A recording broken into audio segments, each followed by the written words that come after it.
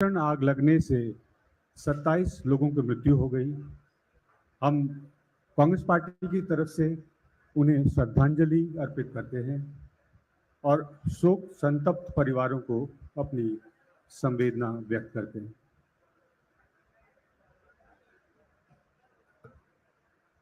साथियों, चिंतन शिविर का आज दूसरा दिन है।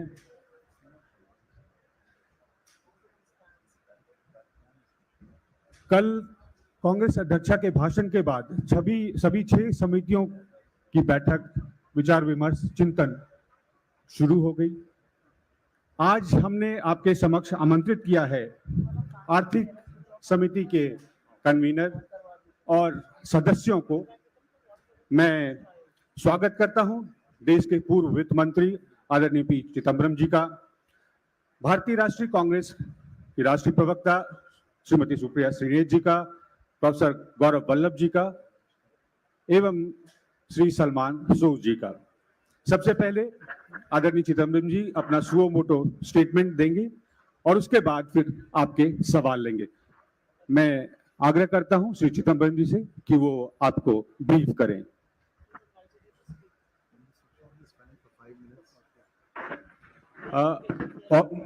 इलेक्ट्रीशियन, ये जो फैन है इसको अगर बंद करा पाए। Just for 5 minutes.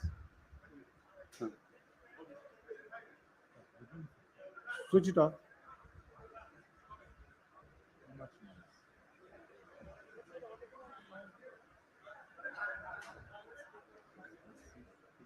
He's already live.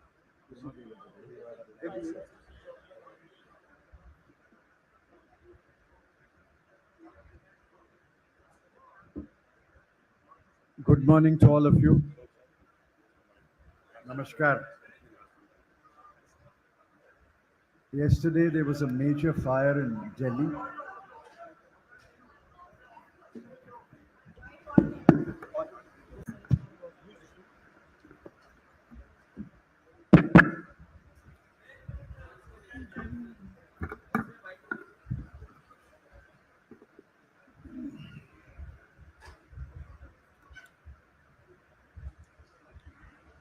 Good morning to all of you. Namaskar. Yesterday there was a major fire in Delhi.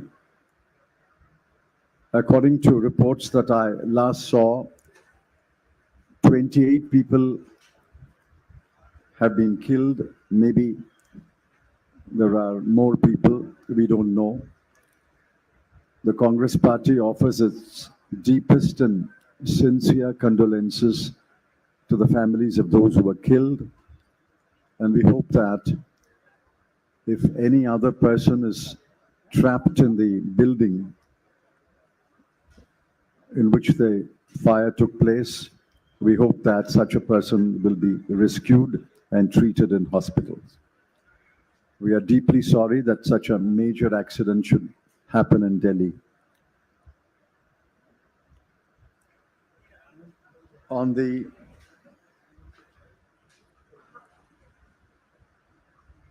press conference today, I have, as usual, an opening statement. A copy of the opening statement will be sent to you by email shortly after I complete my statement and this press conference is over. I'm told by my friend Pranab that hard copies also will be distributed. So let me read my opening statement, and then we will take questions for a few minutes. Over 400 congressmen and women are gathered in Udayp to reflect on the state of the country, the political situation, the state of the economy, the role of political parties, the organizational strengths and weaknesses of the Congress Party, the threats to unity, diversity, and secularism, the burdens, fears, and expectations of the average family, and on many other matters. Along with 9 colleagues, 3 of whom are here with me, Professor Gaurav Vallabh, Ms. Shupriya Srinath, and Mr. Salman Soz. Along with 9 colleagues, I steer a discussion on the economy. There are 60 members in our group. Yesterday, 37 members expressed their views over 4 hours. The discussions will continue today and tomorrow. Our broad conclusions are: 1. The state of the Indian economy is a cause of extreme concern. A slower rate of growth has been the hallmark of the present government in the last 8 years. The post-pandemic recovery has been indifferent and halting. The growth estimates for 2022-23 have been lowered from time to time in the last 5 months. 2.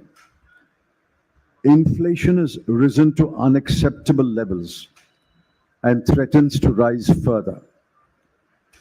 WPI inflation is at 14.55% and CPI inflation is at 7.79%. The government is actually fueling the rise of inflation by its wrong policies, especially through high taxes on petrol and diesel, high administered prices, and high GST tax rates. 3. The job situation has never been worse. The labor force participation rate, LFPR, is at a historic low of 40.38%. And the unemployment rate stands at 7.83%. 4. We reiterate our charge that social services expenditure as a proportion of total expenditure has fallen to an average of 5% in the last 8 years, from an average of 9% in the 10 years between 2004 and 2014. 5. The external situation has added to the pressures on the economy. The government appears clueless on the ways to deal with these developments. $22 billion has flowed out of the country in the last 7 months. The foreign exchange reserves have depleted by $36 billion. The exchange rate stands at rupees 77.48 to a dollar, the highest ever. 6. A Congress-led government ushered in a new era of liberalization in 1991. The country has reaped enormous benefits in terms of wealth creation, new businesses and new entrepreneurs, a huge middle class, millions of jobs, exports, and lifting 27 crore people out of poverty during a 10-year period. After 30 years, it is felt that, taking into account global and domestic developments, it may be necessary to contemplate a reset of the economic policies. A reset of economic policies must also address the questions of rising inequalities, extreme poverty among the bottom 10% of the population, India's rank in the Global Hunger Index 2021, which is 101 out of 116 countries, and evidence of widespread nutritional deficiency among women and children. A comprehensive review would also be justified by the health and education outcomes as revealed by the Annual State of Education Report 2021, the ASER 2021, and the National Family Health Survey 5, the NFHS 5, We believe that a recalibration of economic policies can influence health and education outcomes. The time is ripe for a comprehensive review of center state fiscal relations. The consequences of the poorly drafted and unfairly implemented GST laws brought in by the Modi government in 2017 are there for everyone to see. The state's fiscal position is fragile as never before and needs urgent remedial measures. We believe that we must prepare the Indian economy and the Indian workforce to adapt to the ways in which industry, business, and trade will be conducted in the 21st century with a greater use of automation, robotics, machine learning, and artificial intelligence. We also believe that important changes in economic policies will be required in the light of climate change and the need for mitigation and adaptation. So, all the reasons that I've listed above lead us to believe that a reset of economic policies is necessary and the time is ripe for a reset of the economic policies. I'm confident that our deliberations over 3 days and the decisions that will be taken by the Congress Working Committee in the days and weeks ahead will make a significant contribution to the nationwide debate on the economic policies that will best serve the interests of the country and its people. I request you to kindly focus on the opening statement. Of course, we will take any other question, but kindly focus on the opening statement, and let's spend the first few minutes at least on the economy.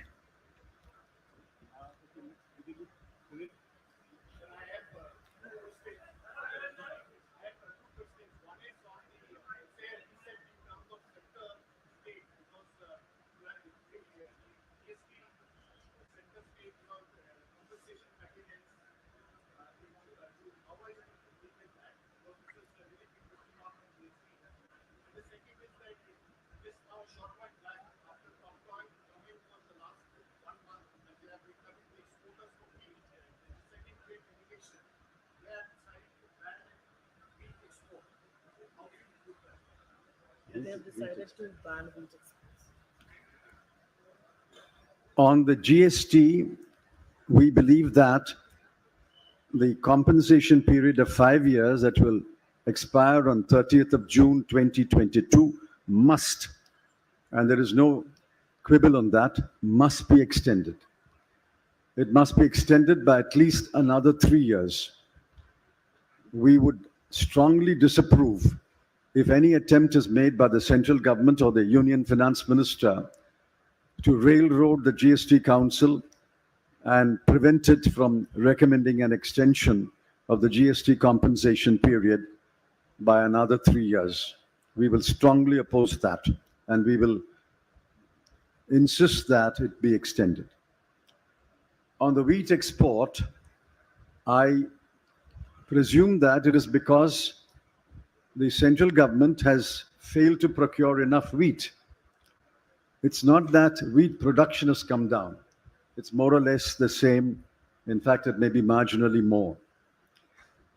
Yesterday, I was told by the Chhattisgarh minister that they have been able to procure 97 lakh tons of paddy. So if procurement had taken place, there would not be any need to ban the export of wheat. But let me add, banning export of wheat is an anti-farmer measure. It deprives the farmer of reaping the benefit of higher export prices. It is an anti-farmer measure. And I'm not surprised. This government has never been very friendly to the farmer. So my question to you is, when you say use the word reset, does it mean reversal of the economic development policy undertaken by PV Narasimha Rao in government of Maharashtra? And my second question is, you spoke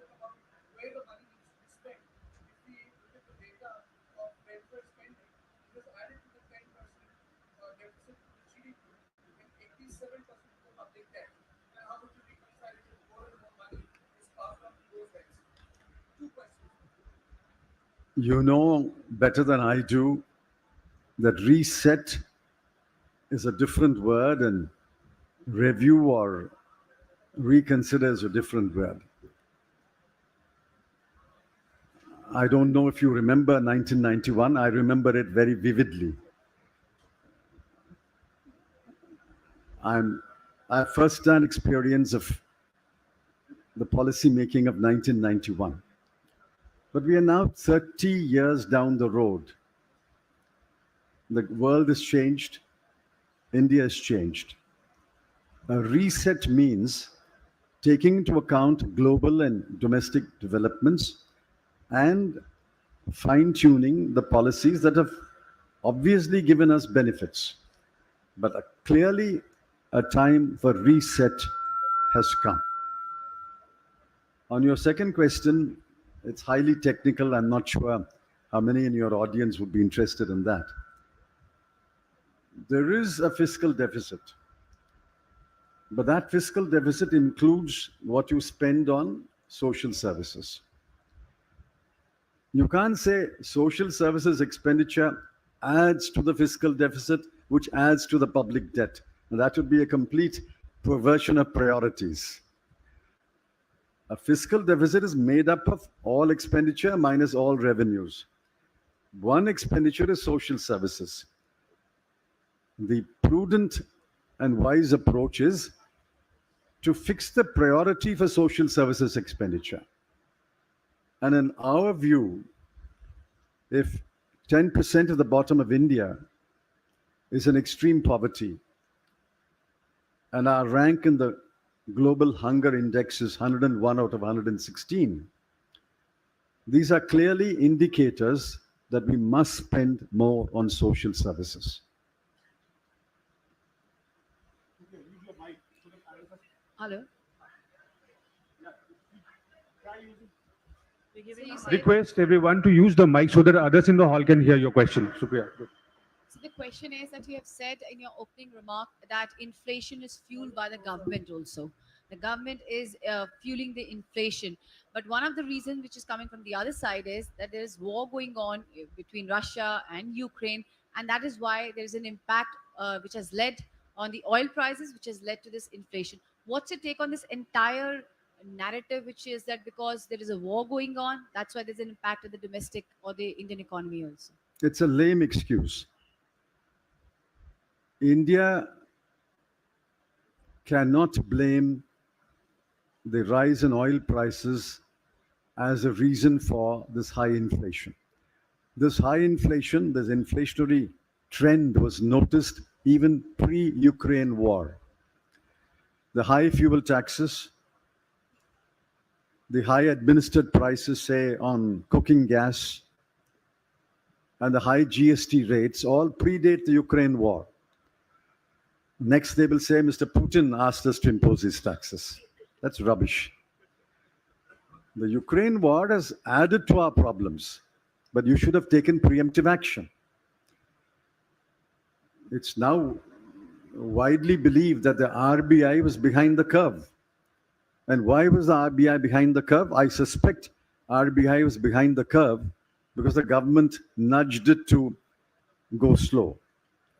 So I don't think simple lame excuses like Ukraine war can explain why there is such high WPI inflation and CPI inflation. If you can pass the mic to Saubhadra. Supriya, here on your left hand side. Quickly. Saubhadra from ST. After that, Anjali. Mr. Chidambaram, my question to you, sir, you mentioned about the recalibration of economic policies, and you also mentioned that from 1991 we've gone a long way.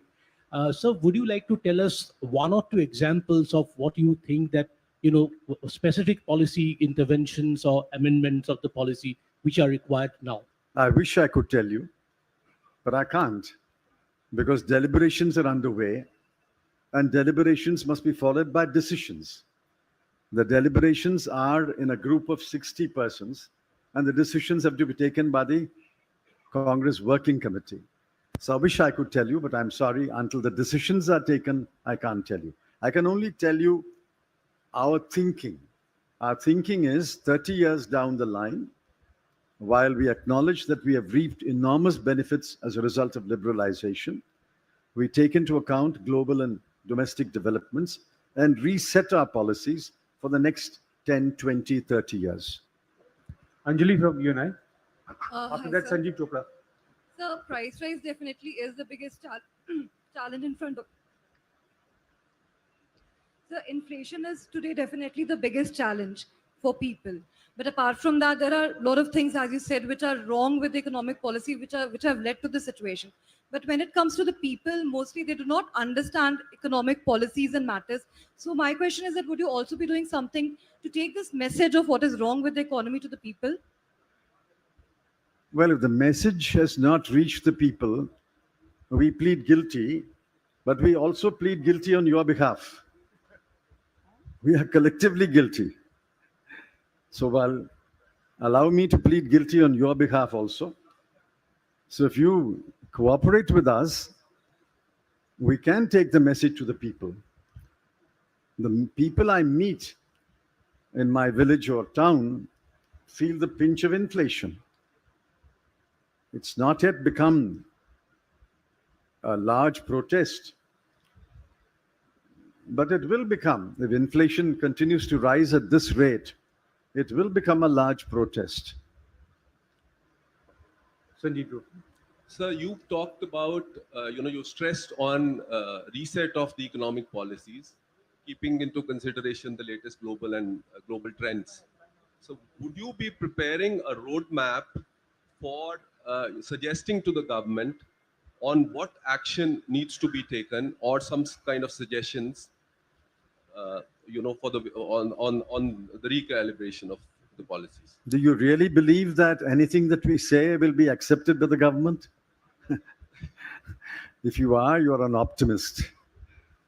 We will prepare a set of policies that will serve the people of India, our economic interests, as the Congress party sees it, and we will take it to the people. I don't believe that the government is willing to listen to anyone, much less the Congress party. So my question is to you that what's the view of the economic committee about the taking petrol diesel under GST, because it is really hurting the people of the common man of our country. And second is, what is the view of your committee about the states demanding the GST compensation, their dues? That's all burdening the financial condition of the states.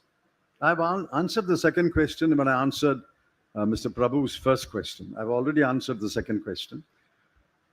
On the first question, there is a complete breakdown of trust between the central government and the state governments.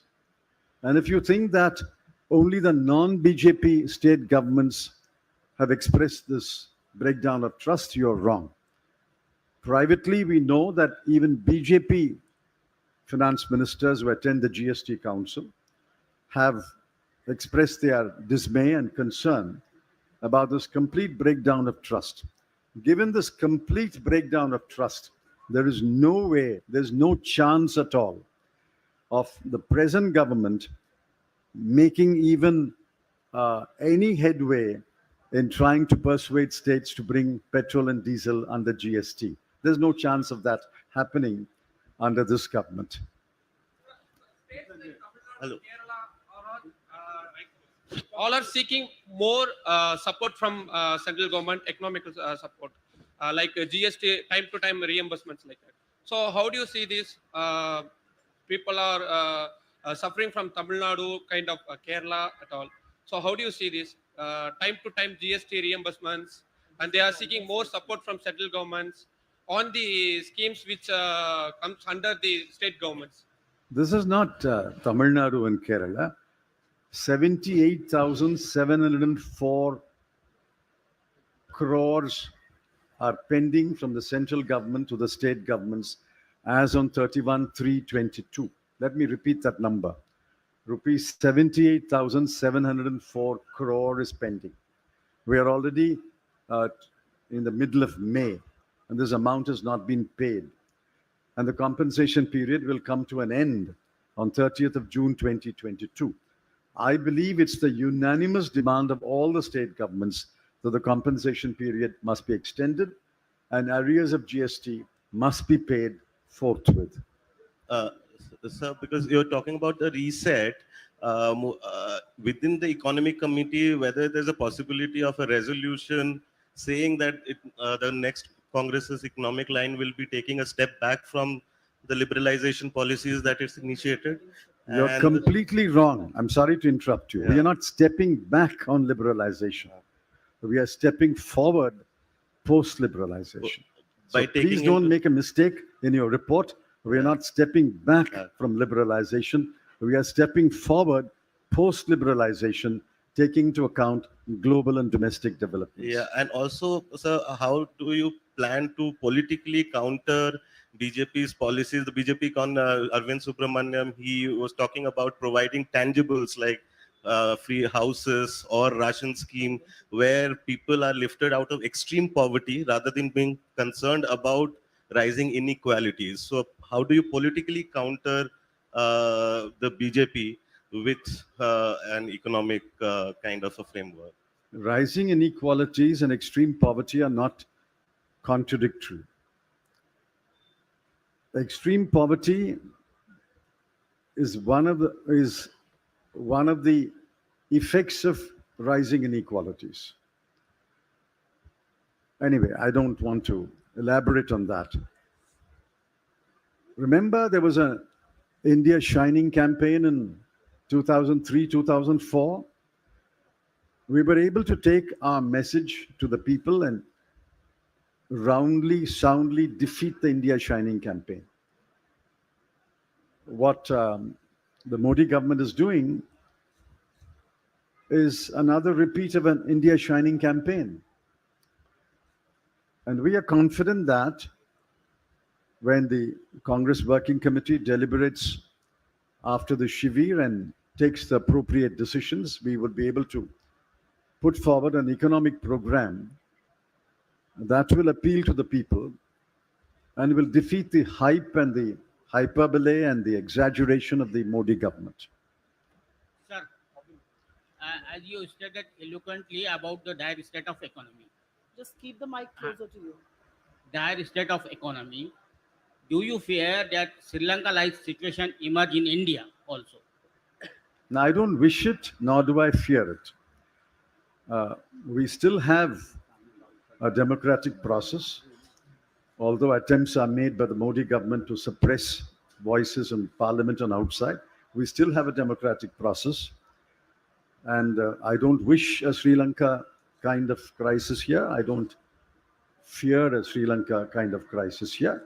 But the democratic opposition must be allowed to speak and protest.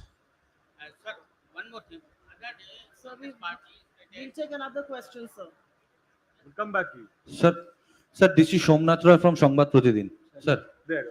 Sir एक तरफ तो ऐसा महंगाई बेरोजगारी ऐसे बहुत सारे मुद्दे हैं, लेकिन उसके बावजूद ये जो एक के बाद एक स्टेट्स का जो रिजल्ट आ रहा है, क्या आपको क्या लगता है कि आपके तरफ से क्या जनता के तरफ कोई मैसेज नहीं जा पा रहा है या जनता समझ नहीं पा रहा है, इसको ठीक करने का उपाय क्या है?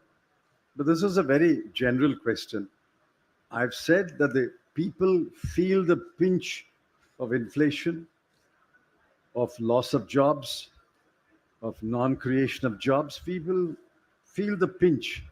You talk to families, the families feel the pinch. When I was in Goa and I did some house-to-house campaigning, every other house, and I'm not exaggerating, in every other house, the plea was, I have a son, I have a daughter, I have a nephew who's educated, does not have a job. Can you help us find a job? So they feel the pinch in their daily lives. Therefore, I think we are right in our assessment of the mood of the people, and therefore we are pleading for measures to alleviate their burdens and misery. Premanshu, Shil Manoj, and then Janendra and Vikrant. Sir, yesterday Congress President talked about this permanent state of polarization. So how will you ensure these economic issues get its focus in this situation?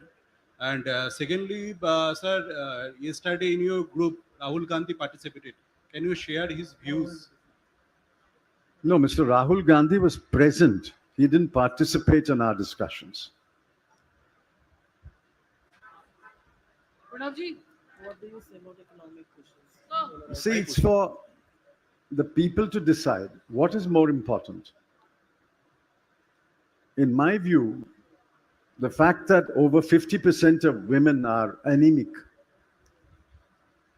a large proportion of children are anemic, stunted, and wasted, that should hit us rather than should somebody eat halal meat or jatka meat. Somebody is complaining about the decibel level of loudspeakers.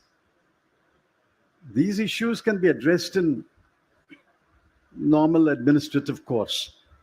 But the fundamental issue is extreme poverty among 10% of the people, in my assessment, hunger, nutritional deficiency, poor learning outcomes, and poor health outcomes. I urge you to read the ASA report 2021 and the NFHS 5 report. It hits you. If you are a sensitive Indian citizen, it hits you. What kind of learning outcomes and what kind of health outcomes we have in the 75th year of independence. These are the material issues. And I'm going to spend every ounce of energy speaking on these issues. Jainendra from ABP, after that Aditi Fadnis. Chidambaram साहब, मेरे दो सवाल हैं. पहला तो ये कि 8 साल पहले मई 2014 में डॉलर के मुकाबले रुपया जो है वो 60 रुपया $1, 60 रुपए से नीचे था. अभी 77 रुपए के करीब पहुंच गया है. हमने प्रधानमंत्री मोदी को देखा था यूपीए सरकार पर निशाना साधते हुए, आपकी सरकार पर निशाना साधते हुए.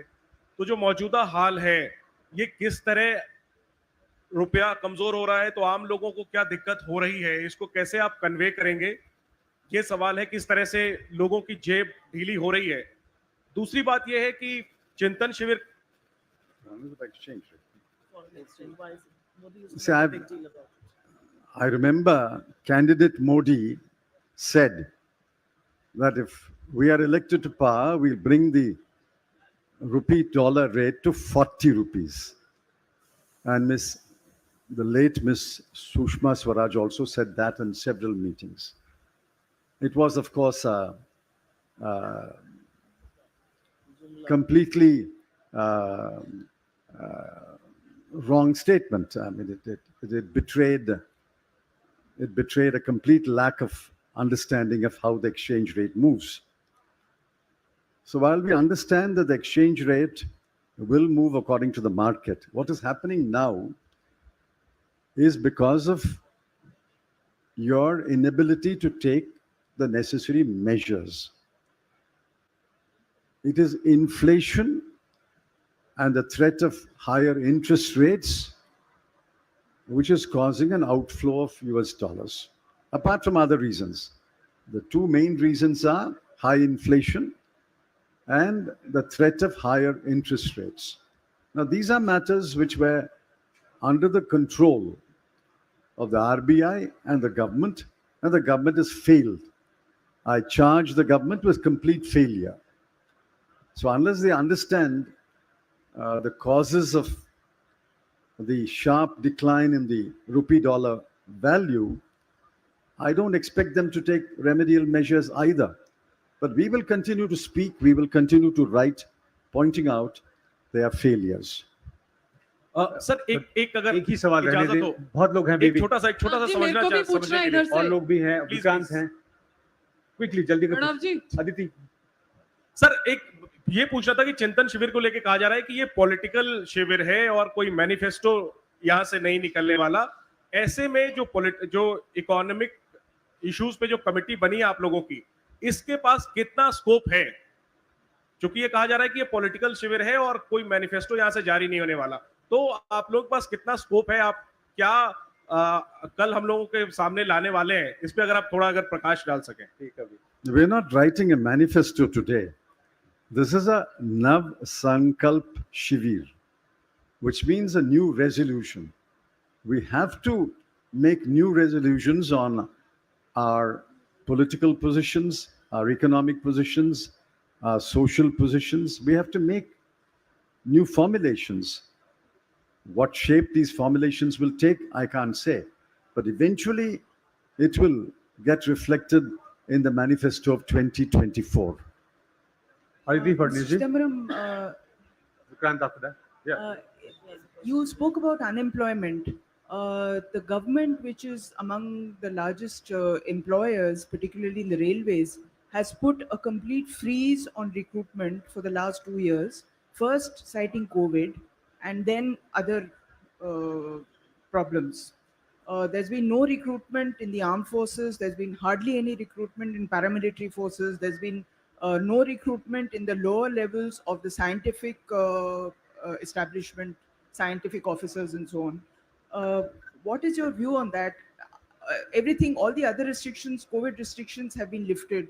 You are having elections, you are having religious gatherings, but recruitment continues to be a big problem. And it's creating a lot of discrepancies and anomalies in the armed forces on account of seniority. You remember that in the 2019 manifesto, we said one of the first things we will do is to fill all vacancies in the central government. That's what we promised in the 2019 manifesto. So did the BJP. But since 2019, now we are in 2022, the number of vacancies has actually increased. In railway and paramilitary, the number of vacancies has increased. Well, firstly, this is anti-youth.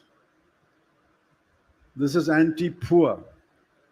This is anti-scheduled caste, anti-scheduled tribe. This is even anti the economically weaker sections, for which there is some reservation somewhere. The point is, if you don't fill vacancies in the government, in the broader government, capital G, and all its organizations, where will the young men and women of India find jobs?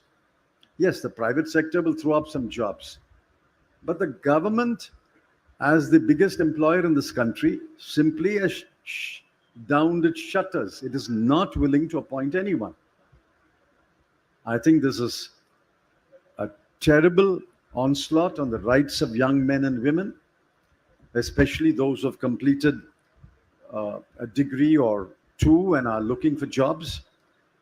I think this is anti-poor, anti-youth, anti-scheduled caste, anti-scheduled tribe. But then, in our view, this government is anti-people. I quickly wrap up. Last three questions: Vikrant, Vijayalakshmi, and Rajita.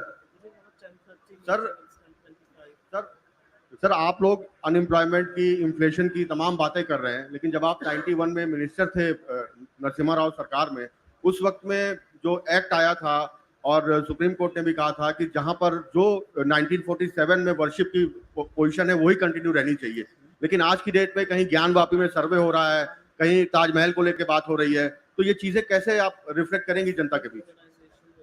Worship act जो आया था 1991 में, वो एक तरफ है और ज्ञानवापी सर्वे भी हो रहा है बनारस में प्रधानमंत्री मोदी की कॉन्स्टिट्यूंसी में.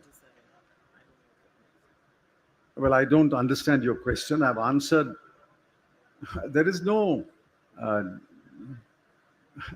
meaningful debate when you say it's either polarization or economic policy. I mean, I don't understand that.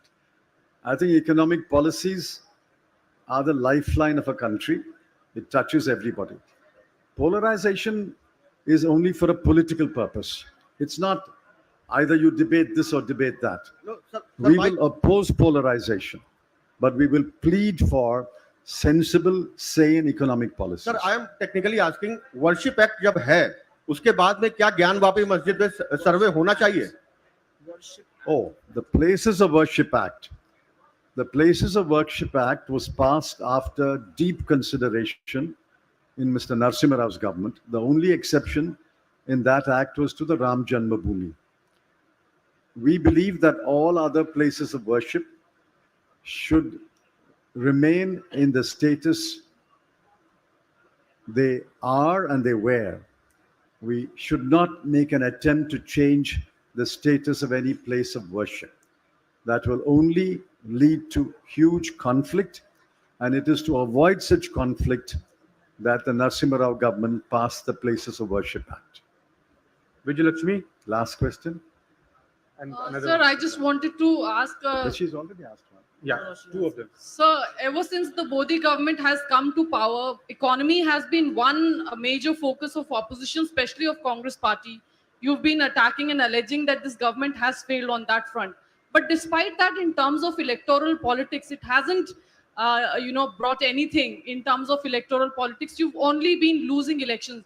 Is there something wrong with your communication policy that you've not been able to communicate it to your electorate, the failure of the government? And if it is so, is Congress party mulling or discussing all that in the Shivir, in your committee that has been formed, how to communicate effectively to your electorate or to people? You're right. If we have failed to communicate to the people the distress, the distressful situation in which the country's economy is, yes, we admit that. We should sharpen our communication skills. We also request your cooperation and support in conveying the messages.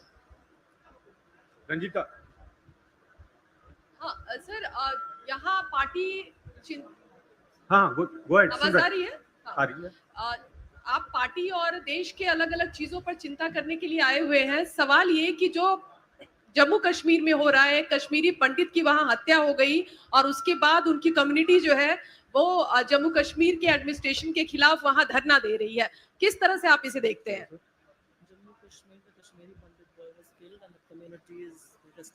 We condemn the killing of the Kashmiri Pandit.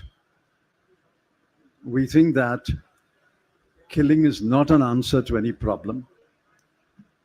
There are genuine issues in Kashmir.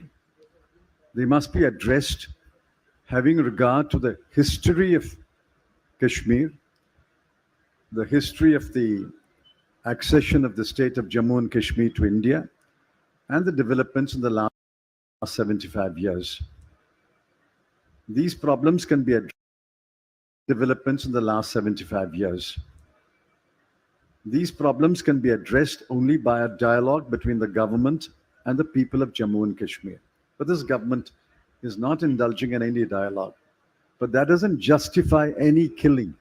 The Congress party is opposed to any killing by militants or indiscriminate killing by the security forces or religious hatred prompted killings. Any kind of killing we condemn in the most unequivocal terms. And we are sorry for the family of the person who died. We convey our deepest condolences, but we condemn in unequivocal terms any kind of killing. They still want to ask more questions, but it's already 10:30. They still want to ask more questions. No. We have to We have a resume. meeting schedule at 10:30. Some other time we'll look into. Thank you.